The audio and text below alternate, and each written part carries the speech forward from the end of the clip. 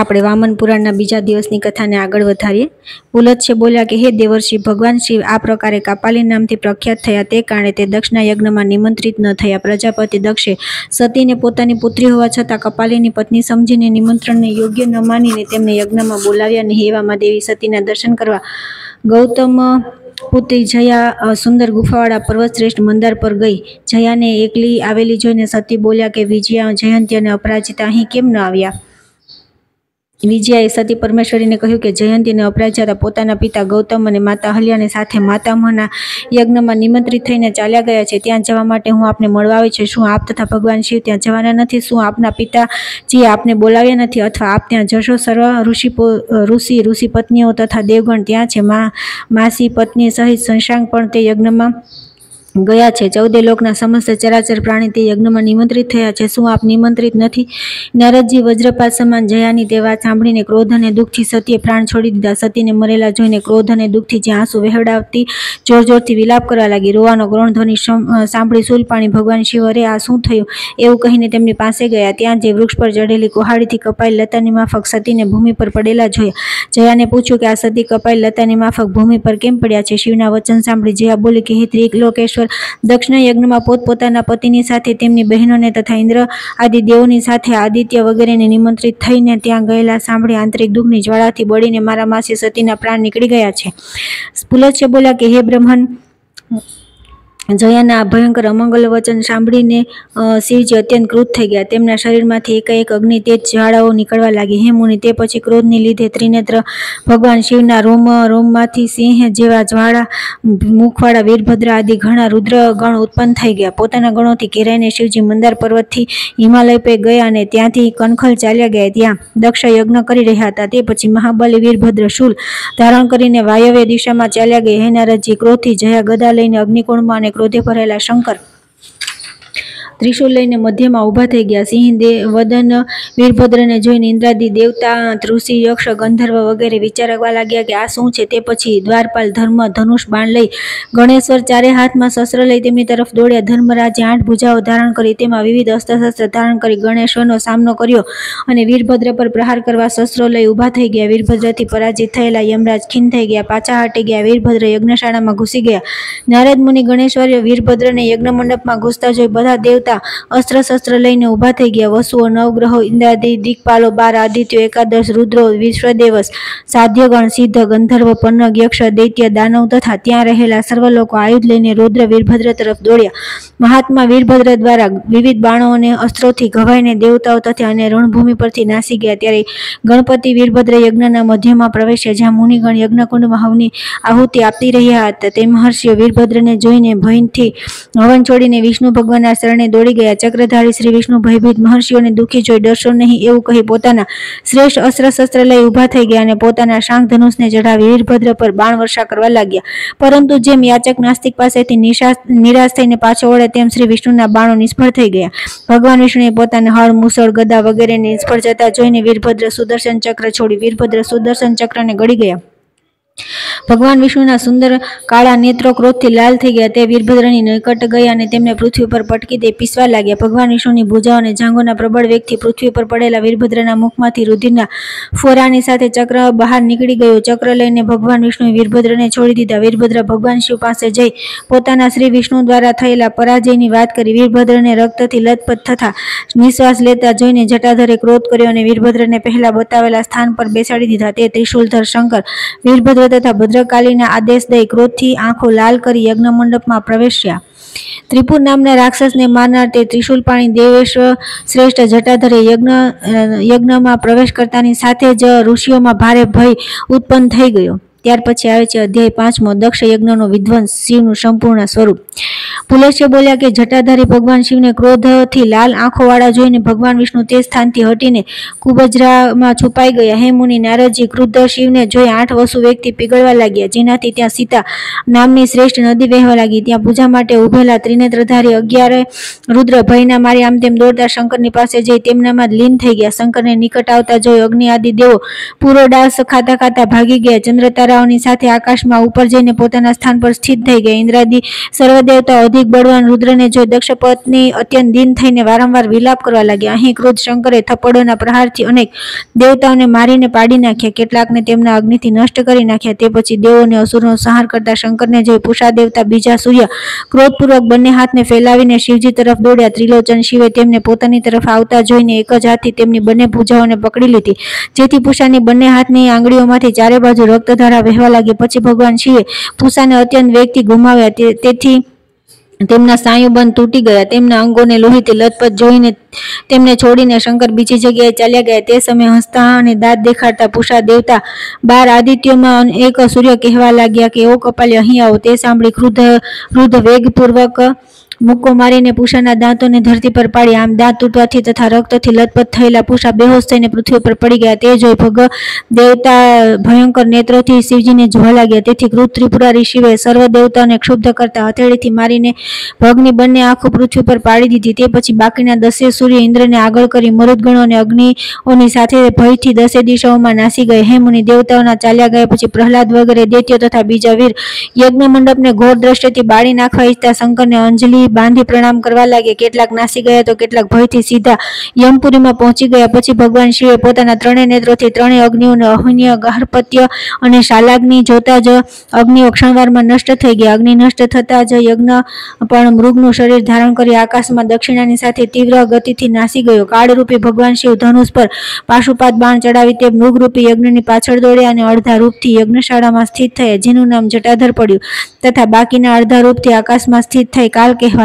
નારદ બોલ્યા કે હે પુલત્ય, આપે આકાશમાં સ્થિત શિવને કાલ કહ્યા છે. આપ તેમના સંપૂર્ણ સ્વરૂપ અને લક્ષણોની વ્યાખ્યા કરો. પુલત્ય બોલ્યા કે હે મુનિવર, શિવે લોકોની ભલાઈની ઈચ્છાથી આકાશને વ્યાપ્ત કર્યું છે. મેષ રાશિ તેમનું માથું છે, વૃષભ રાશિ તેમનું મુખ છે, મિથુન રાશિ તેમની 2 ભુજાઓ છે, કર્ક રાશિ તેમના 2 પડખા છે, સિંહ રાશિ તેમનું હૃદય છે, કન્યા રાશિ તેમનું જઠર છે, તુલા રાશિ તેમની નાભી છે, વૃશ્ચિક રાશિ તેમનું ઉપસ્થ છે, ધનુ રાશિ તેમના નિતમ છે, મકર રાશિ મહેશ્વરના બંને ઘૂંટણ છે, કુંભ રાશિ તેમની જાંઘ છે અને મીન રાશિ તેમના 2 ચરણ છે.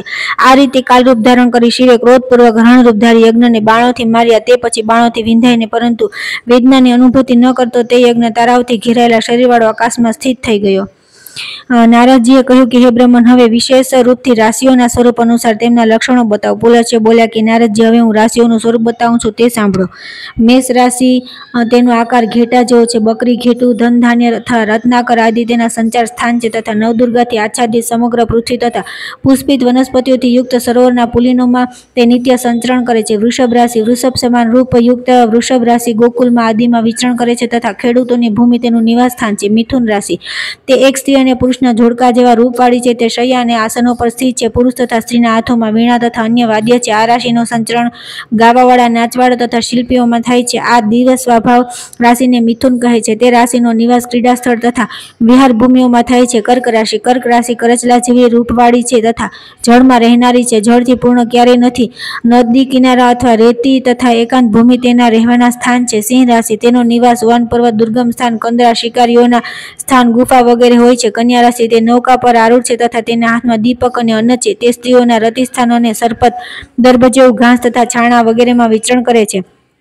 તુલા રાશિ તે હાથમાં તુલા ત્રાજુ રાખેલા પુરુષના રૂપમાં ગલીઓ અને બજારોમાં વિચરણ કરે છે તથા નગરો, માર્ગો અને ભવનોમાં નિવાસ કરે છે. વૃશ્ચિક રાશિ તેનો આકાર વીંછી જેવો છે. તે ખાડા અને રાફડા આદિમાં વિચરણ કરે છે. તે વિષ, છાણ, કીટ અને પથ્થર આદિમાં પણ નિવાસ કરે છે. ધનુ રાશિ તેની જાંઘ ઘોડા જેવી છે. તે જ્યોતિ સ્વરૂપ તથા ધનુષ ધારણ કરેલી. તે ઘોડે સવારી, વીરતાના કાર્ય તથા અસ્ત્રશસ્ત્રોના જ્ઞાતા તથા શૂર છે. હાથી તથા રથ વગેરેમાં તેનો નિવાસ હોય છે. મકર રાશિ તેનું મુખ મૃગના મુખ જેવું છે. તેના ખભા વૃષભના ખભા જેવા તથા તેના નેત્ર હાથીના નેત્ર જેવા છે. આ રાશિ નદીમાં વિચરણ કરે છે તથા સમુદ્રમાં વિશ્રામ કરે છે. કુંભ રાશિ તે ખાલી ઘડાને ખભા ઉપર ધારણ કરેલા ભીન પુરુષ સમાન છે. તેનું સંચાર સ્થાન ગૃહ્ય છે, મધ્યશાલા છે. મીન રાશિ તે સંયુક્ત માછલીના આકારવાળી છે. તે તીર્થ સમાન તથા સમુદ્રમાં સંચરણ કરે છે. તેનો નિવાસ પવિત્ર દેશો, દેવ મંદિરો તથા બ્રાહ્મણોના ઘરોમાં હોય છે. હે મહામુનિ, મેં આપને મેષાદી રાશિઓના લક્ષણ બતાવ્યા. આપ આ પ્રાચીન રહસ્ય આ પાત્રને બતાવશો નહીં. હે દેવર્ષિ, ભગવાન શિવ જેવી રીતે યજ્ઞનો પ્રથમિત તેનું મેં આપની આગળ વર્ણન કર્યું છે. આ રીતે મેં આપને શ્રેય પુરસ્કાર પરમ પવિત્ર પાપહરી અને કલ્યાણકારી અત્યંત પુરાતન આખ્યાન સંભળાવ્યું છે.